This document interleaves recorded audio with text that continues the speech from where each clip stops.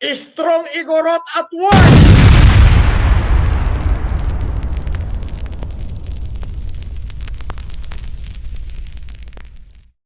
Gatas na gatas!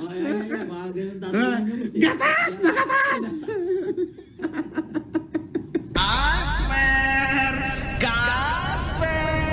Fuck you. Ano, makagago? Galingan mo pa!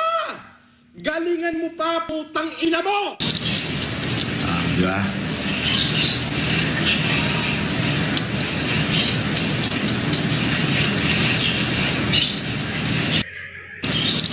Nangyayari sa'yo. Nababaliw na. Alright, mga ka-plastic. And this is me again, Big Sue. Right back at it again with another Norman Mangusing content. At isang dekalibre at gatas na gatas ang ating tatalakayin ngayong araw na ito o gabi sa inyong lugar. At ang tatalakayin natin ay ang season 3 na karugtong ng serye na malapit na ang pagtatapos ng era ni Norman Mangusin, mga ka-plastic. At kung mapapansin mo sa mga gestures niya ay parang unti-unti nang nauubos ang kanyang psychological na utak, mga ka-plastic. At kung makikita ninyo, ang gestures pa lang niya ay nagpapahiwatig na matindi na ang kanyang dilema na iniisip ngayon, mga ka-plastic. At sa tuwing meron siyang gagawin ay bigla-bigla ang nalamang na meron siyang tinitingnang malalim sa ibang anggulo. Diba? Marahil may mga pagsisisi na yan. Base sa comment, mga ka-plastic, medyo mahina ang ating internet. Alam mo kasi, mga ka-plastic, kung nung una pa lang ay hindi na lang niya sinetel kung sinetel na lang sana ni Norman Mangusin ang waiver na nagpapatunay na makikipag-sparring sana siya kay Makagago noon sa Las Piñas nung pumunta si Makagago, mga ka-plastic. At ito ay sana hindi na magkakaroon pa ng demandahan. At sana kung naging maingat siya sa mga pananalita niya during the live stream nung panahon na yon at hindi niya dinadamay ang mga pamilya ni Makagago. Like eto, nag-comment ang asawa ni Makagago na ang sabi dito ay askal na gutom na kumakain ka na ba? Bigyan kita ng pagkain, smart heart pip. Yan. At meron akong sa yung close up sa EDSA, mga ka-plastic, ay nagba-viral ngayon yan. Pero hindi yan yung actual na picture, mga ka-plastic. Iba po yan. Yan, mga ka-plastic. Out of the context muna tayo. About dito sa larawan na ito na kumakalat ngayon sa social media. Meron lang akong konting opinion dito. Wait lang Meron akong konting opinion about dito sa larawang ito na kumakalat ngayon sa EDSA. Minsan kasi may mga opinion sa mga tao na pabor dito at meron namang hindi pabor doon. Pero kasi parang ang lumalabas dito sa advertisement ng close-up, mga ka-plastic, parang advocacy sila ng LGBTQ, mga ka-plastic. Ang pangit tignan, di ba? Nasa tuwing babiyahe ka sa EDSA, ay may sasambulat sa'yo na ganito itsura. Di ba? Imagine mo, pagod na pagod ka galing trabaho. Babiyahe ka sa along EDSA. Tapos makikita mo ganyan na itsura ng billboard. Sino bang may nag-isip ng mga ganitong Sino ang nakaisip ng ideya na ito? Disclaimer lang po mga kaplastik, baka mamaya isipin ninyo yung picture na ito, hindi po yan yung actually na picture. Ito edited po to, gawa ng AI mga kaplastik. Kumbaga, ine-express ko lang po yung komentaryo ko about dito sa... Ewan ko ba kung bakit gusto ng close-up yung ganitong mga advertisement. Kasi isipin mo, dumadami na nga ang HIV cases dito sa Pilipinas na approximately na infected ay 200,000 mahigit mga kaplastik Approximately yan base dun sa sinabi ni Jack Argota. Siya yung nag-research nun na halos humigit kumulang na 200,000 po ang HIV cases ngayon dito sa Pilipinas. Hindi ko lang alam kung sa Metro Manila lang yan o baka sa buong Pilipinas na yon. Tapos ganito pa yung mga kino-commercial nila sa billboard nila na parang nakakasuya tignan. Diba? Sino ba kasi nag-imbento niyan mga kaplastik? Ewan ko ba mga kaplastik. Back to the topic tayo about kay Norman Mangusin. Ang tatalakayin natin ngayon is all about dun sa panggigigil niya kay Makagago WhatsApp man. At hindi.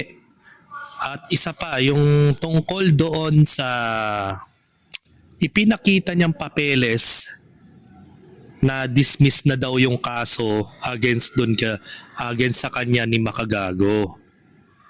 Yun yung ating tatalakayin. So pakita natin yung video. Pero bago yun mga kaplastik, matungo muna tayo dito sa feeling winner na daw si Mangusin.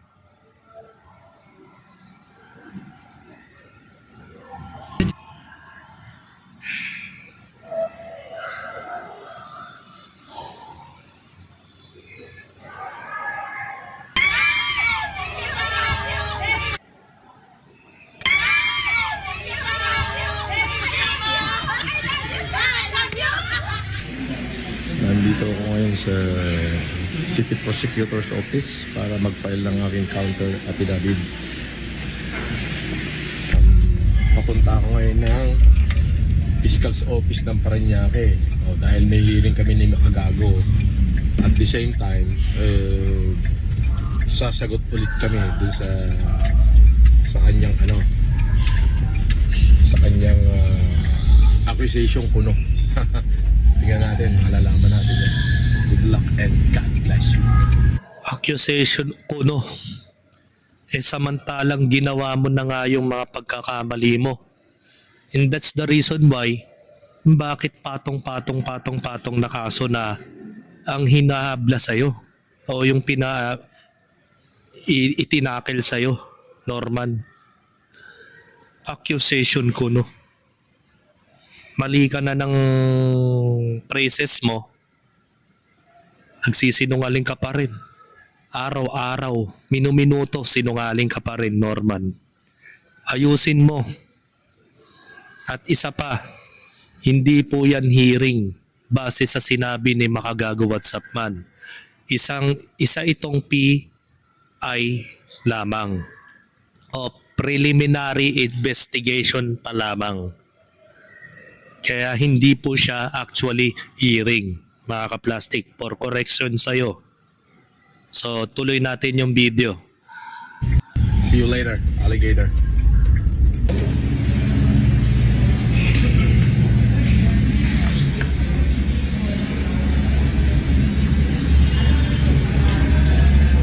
So hindi na naman sila, wala na naman Makagagod dumating. So pauwi na naman tayo. Eto na matindi, nagyayarap na naman si Kamoting Kupal. O Kamote, hintayin mo rin ang mga supre. Hintayin mo yung mga warrant mo, mas marami.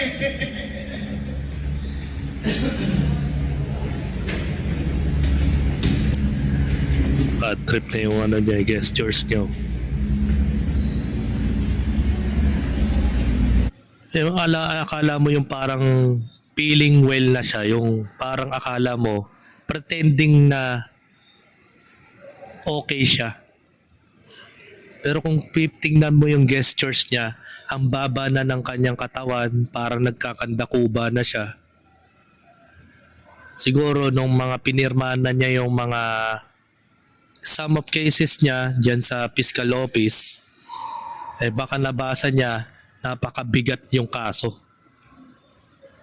Pero isipin mo ano yung mga isa sa mga ikinaso ni Makagago dito kay Gusgusin. Ay cyber libel. Pangalawa yung pang defamation, yung pang pagmumura niya sa pamilya ni Makagago. At yung pagpapakita niya ng personal information sa kanyang sa sasakyan ni Makagago, which is Data Privacy Act yun, mga kaplastik, na siniraan pa niya ang mismong may-ari nun. Diba? At isa pa, ano pa ba yung pwedeng ikaso ni Makagago? Napakarami. Sobrang bigat. Kaya kung mapapansin mo sa mga gestures niya, tatawa-tawa siya pagtalikod, para na siyang ewan na sinaniban ng 7 pagkatao ni Sensui, mga kaplastik. Alam mo yung 7 emosyon ni Sensui, mga kaplastik? Yung si Kazuya, si Sensui at yung iba pa, na mayroong malungkot na Sensui, may rebelding Sensui, may basagulerong Sensui, at mayroong matalinong Sensui. Pero hindi yun yung naka-adapt ni Norman, yung matalinong Sensui. Di ba? Kasi nga, puro siya emosyon ang kanyang pinapairal. Araw-araw, nagla-livestream siya, tinitira niya si Makagago at ang iba pang mga dating kasama niya sa dati, nung during ng pandemic, mga former 14 vloggers na kinakalaban din niya, o ano-ano mga pinagsasasabi niya din doon. Araw-araw, nagsisinungaling siya. So ano nangyayari? Siya yung nagiging kawawa, mga kaplastik.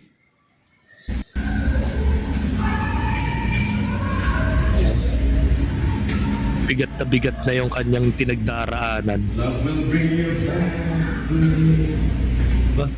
Kumanta pa. Let's go! Diretso na!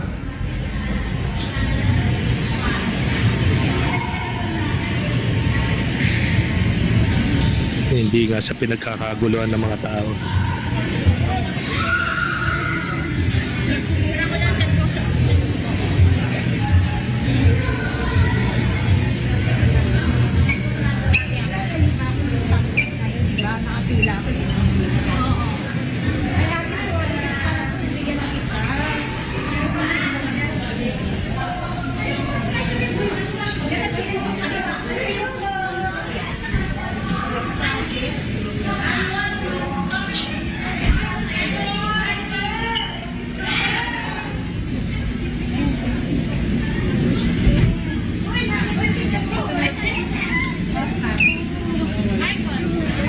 Okay. Oh, pabalik na. Parang balik na tayo dito. Nagkaguluhan siya ng mga senior. Wala, paano?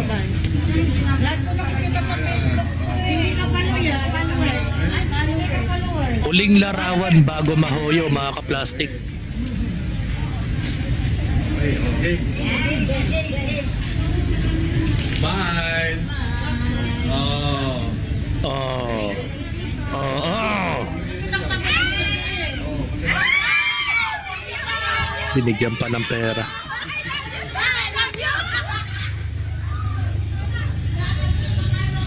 Wala ka ng pera, dapat pambayad mo na yan ng iyong danyos.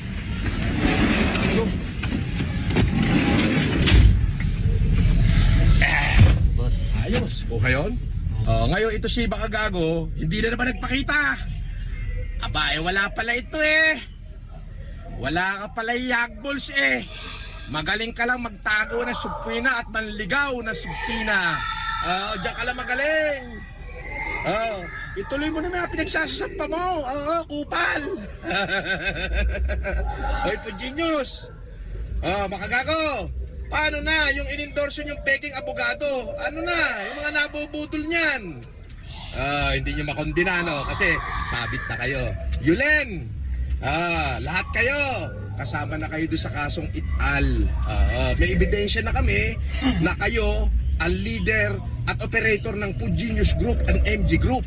At ang pinaka-leader nyo ay Yan ka na si Jason naman. Pasahulahewa. Si Makagago. Oo, gagong-gago talaga. Ay! Gagaling ko lamang. Alam mo mga ka-plastic, gumawa na naman siya ng panibagong cyber libel. Kakapirma pa lang niya. Diba? Gumawa na naman siya ng panibagong naihahabla siya. Ngayon naman, pinagmumukha niya na leader daw si Boss MG ng isang grupo. Alam mo, napakasimple lang mga Norman Mangusin. I-verified mo ang lahat ng mga accounts na nagpo-post about sa'yo. Tignan mo kung anong taon in-establish at anong taon ng kauna-unang kinontent ka ng kalaban mo sa social media. At ngayon, ikumpara mo. I-summarize mo lahat. Gather the information. I-summarize mo lahat, pati yung kay Makagago, kung kailan siya nagsimulang tirahin ka. Ngayon, kung hindi magtugma yung mga araw o yung mga petsa, ibig sabihin lang nun, bago ka tinira ni Makagago, ay meron nang tumitira sa'yo na matyaga kang ginagawa nilang content.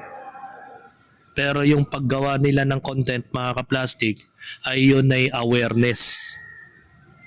Kumbaga kung ano yung mga nakikita sa yung hindi maganda, at lalo na yung pagpapalipad that time, isa na dun yun. Na ine-expose nila yan sa mga manonood, especially sa mga OFW na walang kamalay-malay dun. Tapos sasabihan mo na leader ng Food Genius Group, itong si MG. Tignan mo kasi. Tignan mo yung date. Date pa lang eh. Kung kailan na-establish ang mga accounts na to. At hindi lang naman yan. Pati yung iba pang mga 14 vloggers na tinarantado mo. Kino-content ka na rin noon pa. Hindi lang pinapansin ng mga tao dahil that time hindi ka pa nagte-trending. At abala yung mga tao sa ibang mga trending sa social media. As nag-iimbento ka na naman, kalalabas mo pa lang ng piskalya. Tapos yan na naman, gumagawa ka na naman ng panibagong ikakaso sa'yo. Hindi ka nag-iisip, Norman Mangusin.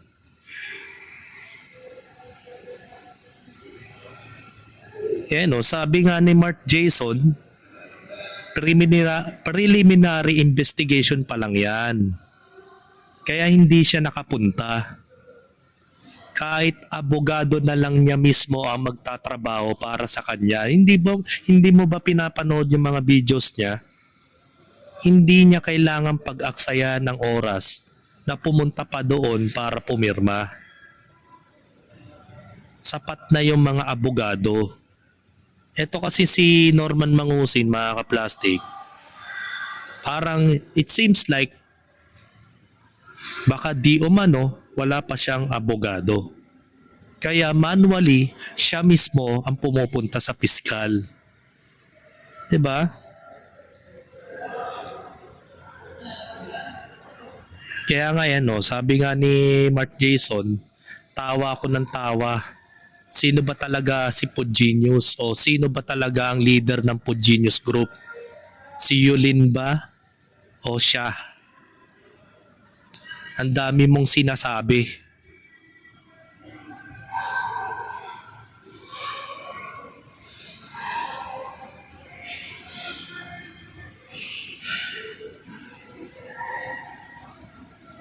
Di ba mga ka-plastic? Meron pa siyang isa. na content.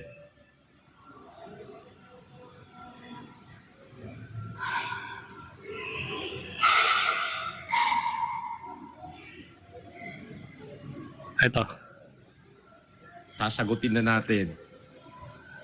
Sasagutin na natin. Ulit ito, sagot lang. Walang galit, sagot na maayos, yung Talaga? mauunawaan ng tao. At mauunawaan din niya. A few moments later. Alam mo makagago, bobo ka. Nakulong noon, nakalaya. Pero may existing warrant of arrest ngayon at itinatago mo. Meron siyang existing warrant of arrest, 2 ngayon. Hindi pa niya napagbabayaran yung kanyang kasalanan, so criminal pa rin, tanga. Naintindihan mo ba yung pinagsasabi mo, makagago? Ito na naman ay pinapaling na naman niya yung issue about doon sa allegation na di umano sa abogado. Baga sinagot na nga ni Makagago yon. Hindi niya karapatan na bungkalin pa kung sino man yung nasa likod na yon. At hindi siya pwedeng basta-basta magsalita dahil meron nga siyang sinusunod about sa Data Privacy Act, mga kaplastik. So ngayon, yun yung pinagdidiinan niya. Kasi gina-justified niya kasi na ang mga tauhan niya ay dating ex-convict. At nabungkal yun ng mga kalaban niya sa social media. At pinakita pa yung mugshot, mga kaplastik. So, ito po. Ito na yung sinutukoy ko about dun sa kaso niya. Na sinabi niya na dismiss daw yun. Yung pinakikita ko nila Food Genius vlog na Dismiss na daw ito. na may nakalagay doon warrant, nakalagay bail, serve, bail, nakalagay, ibig sabihin naka-bail ho ako. Totoo po yun. May bail ho. Yung pinapakita ho nilang warrant na pending warrant, hindi lang ho naaayos yung pending warrant. Pero eto po yan. Ito, panoorin niyo po to mga kaplastik ha. Yung pending warrant na sinasabi niya. Makikita niyo kung bakit pinagtatawanan siya ng mga netizens. At ipapakita ko sa inyo kung anong date po yung kanyang kaso sa kanya bago pa dumating yung sinampang kaso ni Makagago sa kanya. So ito, panoorin niyo po yung video. Yung aking pending warrant na nakikita sa e-warrant, ayan ho ay permanent dismissal na. Ngayon lang permanent dismissal, binaba po ang dismissal ng December 3, 2025. So hindi lang ho na-update. Ayan o, December 3, 2025. Ayan. Pasay City, Metro Manila, December 3, 2025. Pero yung date na nakasulat, that was 2022. Di ba? Maya, tingnan natin yung larawan. Mas malinaw dun. So, order po yan na permanent dismiss po yung kaso na yan. Hindi lang na-update doon sa e-warrant. Yung pinakikita ko nila Food Genius vlog na may nakalagay doon warrant, nakalagay bail, serve, bail, nakalagay, ibig sabihin naka-bail ho ako. Totoo po yun. May bail ho ko dyan, 78,000 pesos ayun. 78. Ang masakit pa dito mga kaplastik, pinablish niya yung hukom na may pirma ng isang hukom. Panibagong problema na naman yan, Norman Mangusin. Hindi ka nag-iisip, bakit kailangan mong i-expose sa buong mundo yung mga papeles na yan? Pwede ka naman mag-ano ng copy, pero lagyan mo ng blurred. Ano kasi hindi na justified ni Norman dito mga kaplastik? Napilit niyang idinidiin sa sarili niya na dismiss na daw siya. Pero yung makikita nyo sa larawan, iba. Iba yung nasa papel. 8,000 pesos. Kung makikita nyo, ayan yung bail, 78,000 pesos. You know? Francis Leo Marcos, Norman Mangusin. So ano na ho yan? Permanent dismiss ho yan. Ayan, kalagay, Ano, granted. September 30, 2022 pa. Let the case dismiss permanently. Ayan, tapos ang order ho niyan December 3, 2025. So hindi pa lang ho na-update yung e-warrant section. Oo, kaya pero ito order ko. Permanent dismiss ko. Ay, ka na naman mga grupo ni Po Genius Group. Oo, todas ka na naman. Wala ka ibang ma-post, ano? Wala ka ibang ma-post, di ba? Kasi ginagaya mo yung QR code ko. Yung sa akin nakalagay at large. Di ba? Yung QR code na pinakita ko, at large. Nagtatago at itinatago nyo. Oo. Pero yung pinapakita yung QR code, nakalagay doon, bailed at nakalagay serve. Ibig sabihin, isinerve na sa Limang sign. para Ayan, pakita natin yung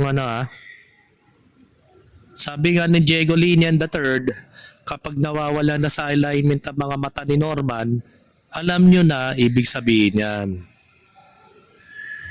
Ano nga bang ibig sabihin?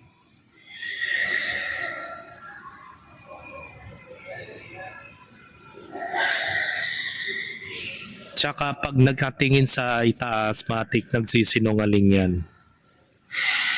Gestures eh. Ito yung sinasabi ko mga kaplastic. Napakalumang document ayon sa comment ni Edsel Gonzalez. That was September 30, 2022 pa yan. So napakaluma na yon mga kaplastic. Na sinasabi niya na dismiss permanently na ang kaso ni Norman Mangusin. Sabi nga ni Chris Mapiao, sa dating case yan, diyan yung kay MG. Yun nga eh. At ito po yun, ipapakita po natin. Ayon sa Google, baka mamaya may magalit na naman na vlogger sa akin dahil nag-google ako. Tingnan natin, mga kaplastic. Ayon sa Google, mga kaplastic, ito po yung recent na dinismiss, pero hindi siya dismiss eh. Sinearch ko lang siya sa as dismiss, kung totoong na-dismiss po siya. Ang overview niya, mga kaplastic, Francis Leo Marcos, real name Norman Mangusin, was found guilty of violations of anti-alias law on August 2022. His human trafficking case was not dismissed. Malinaw. In March 2022, the Court of Appeals affirmed the denial of his bail motion for that case. So, ibig sabihin, dinenied ng Court of Appeals ang kanyang pagbabayad danyos para dun sa kanyang kaso. Ibig sabihin, di siya pinayagan.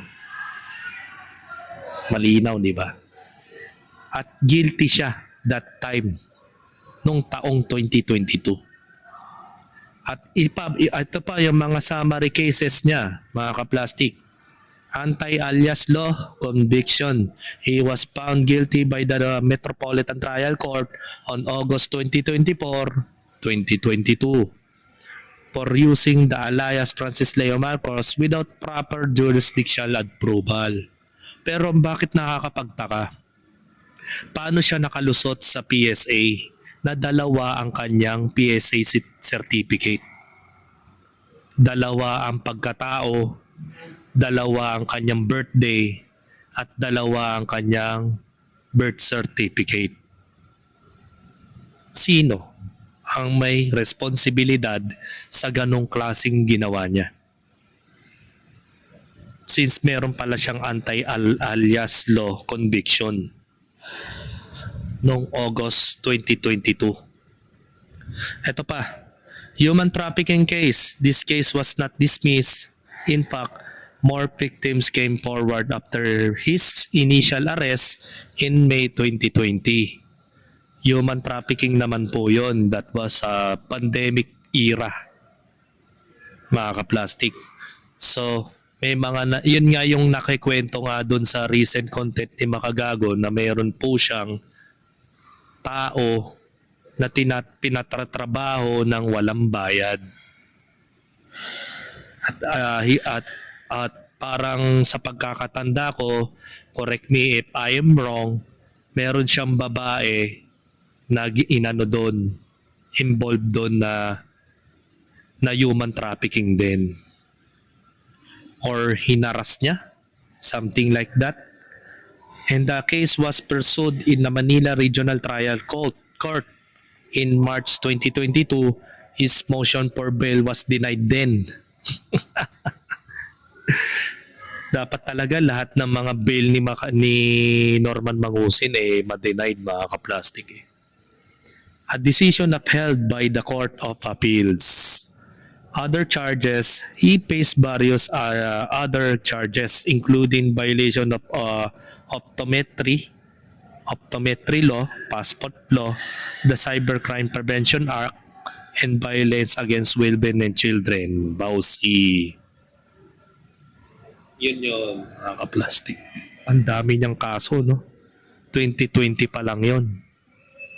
At ngayon, meron na naman siyang patong-patong na kaso sa mga 14 vloggers niya.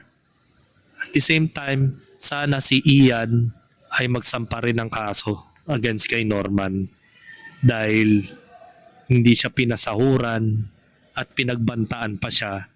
At pangatlong ikakaso niya ay cyber libel dahil inakusahan siya na may ninakaw daw doon sa bahay ni Norman nung panahong umalis siya sa bahay na yon na hindi daw di umano nagpaalam si Ian.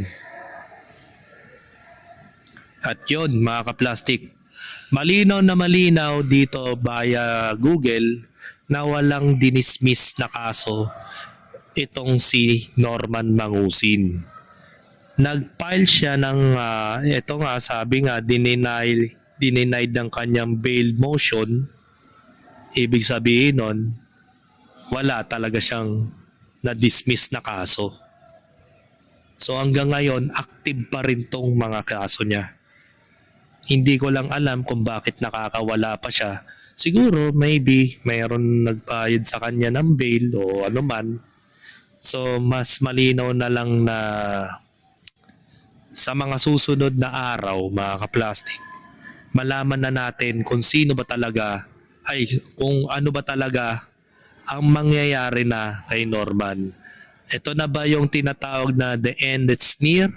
Na malapit na makulong si Norman dahil meron na siyang signs of paranoia na kung saan-saan na lang po siya nakatingin at bigla-bigla na lang nahihinto sa kanyang sarili at mayroong malalim na iniisip at the same time na nervous breakdown na siya sa kaliwat ka ng problema niya dahil kalat yung kanyang mga kaso, mga kaplastik ha. Hindi lang sa Paranaque siya nakasuhan at marami pa, mayroon pa sa Laguna. Marami. Alam mo, mga kaplastik, kung naging padalos-dalos lang siya sa pananalita at hindi niya binagbantaan ng mga tao niya o yung mga kalaban niya sa social media, malamang hindi magiging ganyan ang kalalabasan, mga kaplastik. Kaya nga, that's the reason why maraming hindi nakakaunawa sa mga new na nakakalaban ni Makagago na hindi nila alam kung paano gumalaw si Makagago, mga kaplastik. Bago yan humakbang, mga kaplastik, pinag-iisipan niya ang mga bagay na ginagawa niya. At meron siyang mga advisor na kung ano ang dapat niyang gawin nang sa gayon hindi rin siya masampa ng kaso. Dahil one time natalo rin siya sa kaso about kay Andy. Talo siya doon. Kaya nga hindi nga niya nahoyo to si Boy Panghe. Kasi nga nanalo sa sa kaso si Boy Panghe. At yun, mga kaplastik. At mukhang magkakaroon na po ng pagtatapos hanggat maaga pa. Lubos-lubusin mo na yung pagkain sa iba't ibang fast food. Lahat na ng fast food dito sa Metro Manila, lahat ng restaurant na masasarap na pagkain, kainin mo na, Norman Mangusin, dahil darating ang araw, hindi mo na siya makakain sa loob ng kulungan. Kaya yun, magsisi ka man, nangyari na, ganun talaga ang buhay. Minsan, nasa taas ka, bigla kang bababa. Alam mo kasi mga kaplastik, nakakapanghinayang din ang kanyang pananalita ni Norman Mangusin na marami rin na humaling sa kanyang pananalita. Kaya sayang nga lang, ginamit niya ito sa illegal na paraan. Sayang ang dami niyang nabudol na tao na akala ng mga tao talagang tumutulong siya sa mga mahihirap. Pero yung pagpapalipad ng mga OFW sa kanya ay ginagamit niya pala yun sa sugal. Kaya nga pag napapaldo siya sa YouTube, pumapaldo siya sa monetization, pumapaldo siya sa palipad, ano nangyayari? Pinasusugal. Pero kung ginagamit niya ito sa tama, hindi siya babatikusin ni Makagago kahit may nakaraan siyang kaso. Baka nga suportahan pa siya Kagaya ng ginawa ni Makagago way back on pandemic times ng Mayaman Challenge Na nauto niya si Makagago na maglabas ng pera, magbitaw ng pera, panggastos, pambili ng bigas at ipamigay sa mga nangangailangan na frontliners nung araw na yun. Pero hindi Naikayat nga niya si Makagago sa Mayaman Challenge, pero iba naman ang layunin ni Norman Mangusin noon. Ginagamit niya ang emosyon ng tao para manloko. Kaya yun ang nangyari mga kaplastik. Pero sana kung nagamit niya sa kabutihan yun, baka may chance siyang maging senador. Kung naging mabuti lang siyang tao, ang dami nga nanghihinayang sa kanya. Magaling kasi siya magsalita. Magaling siya magpaliwanag. At magaling siya manghikayat ng tao. Pero nakakapanghinayang lang kay Norman na ganun ang naging ending. Makukulong muli siya. At sana, pakulong talaga siya. So hanggang dito na lang ang aking opinion, and this is me again, Big Sue. Lagi nagsasabing ang mga plastic ay matagal mabulok dahil ang mga plastic ay toxic. Kaya, what's up mga ka-plastic? And this is Camdid, commentary video ng video live stream. Signing out. Alright. Mga ka-plastic, kung nagustuhan nyo ang aking video, isubscribe nyo lang ang aking channel. At the same time, i-hit nyo rin ang notification bell at yung all para ma-notify kayo sa aking susunod ko pang video sa aking YouTube channel. Maraming salamat po mga ka-plastic.